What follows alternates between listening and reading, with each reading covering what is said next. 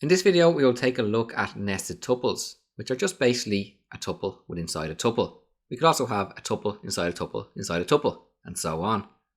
We saw similar with nested lists. Let's head over to PyScripter. You will often see nested tuples representing the vertices of geometries. For example, let's create a variable called polygon vertices. And we'll set this to equal our parentheses. Within these parentheses, we are going to create a series of tuples. We'll just create a simple polygon. We'll start at the origin at 0, 0. That now represents the first element in our tuple. We'll use a comma and we'll set the next coordinates to be 4, 0, followed by 4, 4, 0, 4, and back to 0, 0. As we may or may not know with GIS and polygons, the first vertex is the same as the last vertex. Now, there are many applications out there that do not require you to code in the last vertex the same as the first. It will automatically close the polygon for you.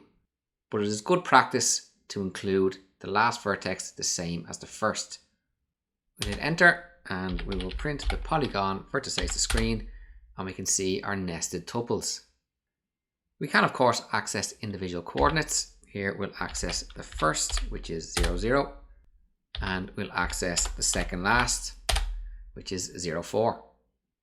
We can also access individual x and y coordinates within our tuple of coordinates. So we saw that at index 0 we were returned 0, 0, and if we want the x value we put in 0. This is the first element of the tuple, of the nested tuple, and we are returned 0. And if we check out the second last tuple, which was 0, 4, and we want the y coordinate, which is at the second element, which is 1, and hit enter, we are returned 4. In this brief lesson, we saw that nested tuples are a tuple inside a tuple. We saw that we could access the nested tuples through the normal indexing, and we could also access individual elements of a nested tuple by chaining the indexes.